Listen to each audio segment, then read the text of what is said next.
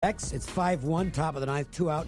2 men in scoring position for the Diamondbacks on a windy, nasty day in Chicago. It's been an adventure on pop-ups in that game, so it looks like the Cubs are going to pull out a victory. Let's look at some of tonight's action. And they just did.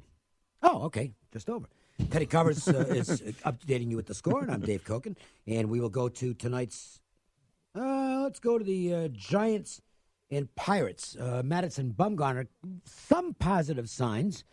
I don't think he's ever going to be quite what he was, but he can still pitch.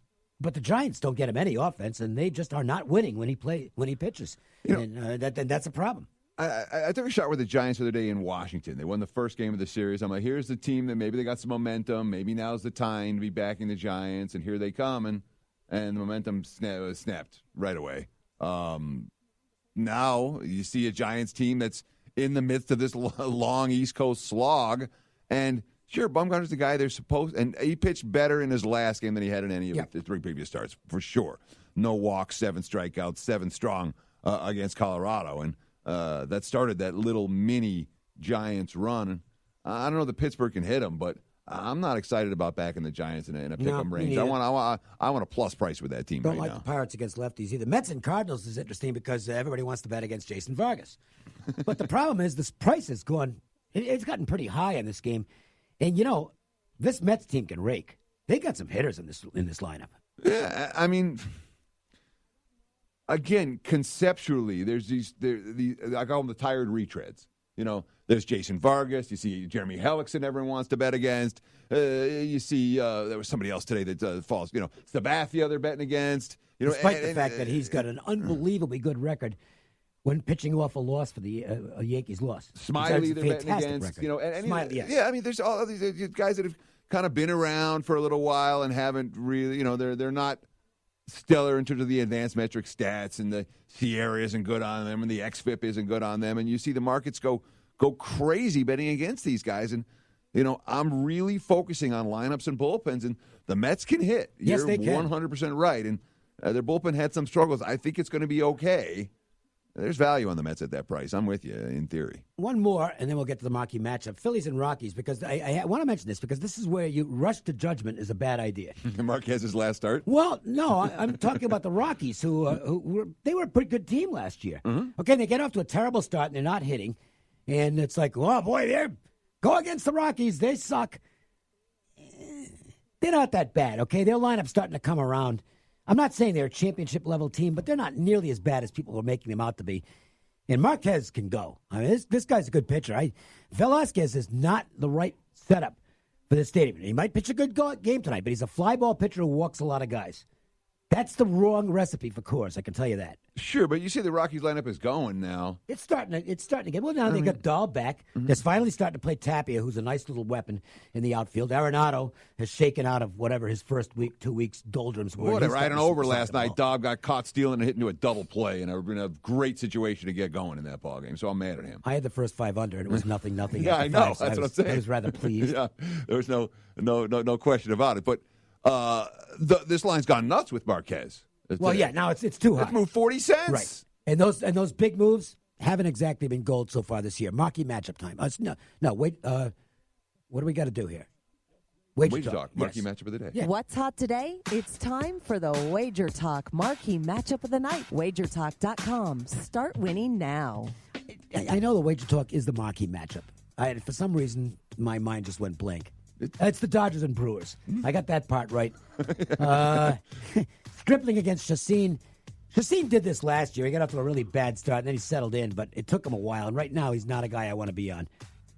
No, and one thing that I do want to be on is these two lineups. Dodgers can rake. Oh, boy. Brewers can rake. And we're sitting here talking about a total of 9.5, a little bit of under money in some spots. And we don't have a shutdown starter for either squad. No, although Stripling... He's not a shutdown starter. The strikeout numbers he had last year were kind of fluky. He settled back into more like he's supposed to be this year, which is a pitch-to-contact guy. He'll get an occasional strikeout, but, he'll average 6 or 7 strikeouts. But his game is getting soft contact. Do you trust the Dodgers bullpen? Because I don't. Not even a little Here's the weird thing, though. Milwaukee's bullpen is lights out when they're ahead, but it's not good when they're behind. So in order to make use of Hader Flash Jeffers, now that he's back, you got to have the lead.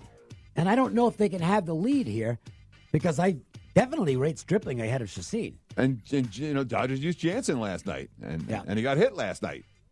Yeah, gave up a long So ball. there's room for... Well, that's not fair. It was Yelich.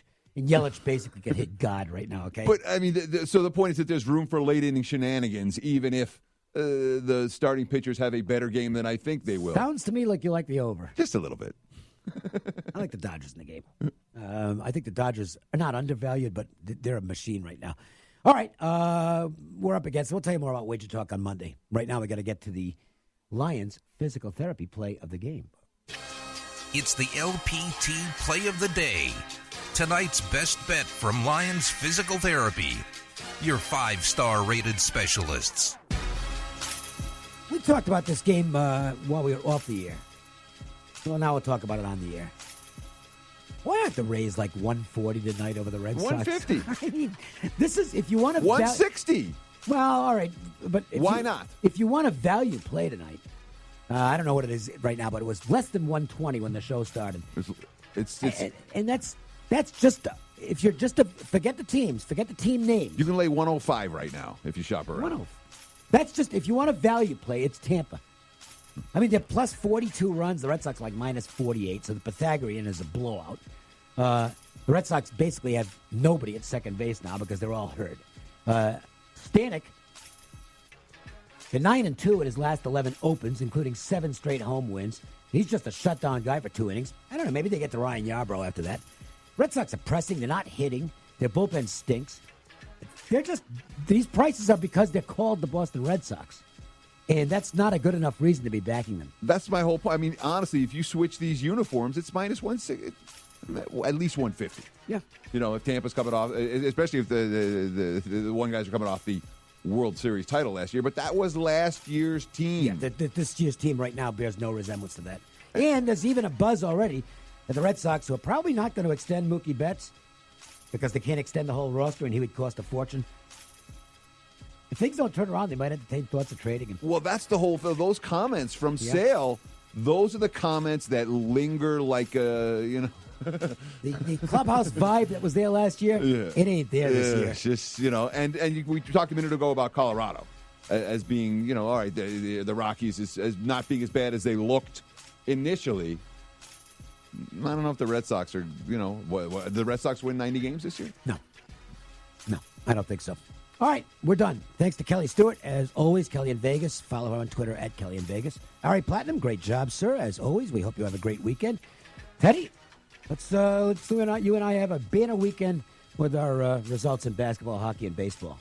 I'm with you 100%. That's Teddy Covers. I'm Dave Cokin. Thanks for listening. We urge you to keep it right here on the Sports Leader because Cofield & Company is coming up next, getting you set for the weekend. Have a good one. We'll talk to you Monday.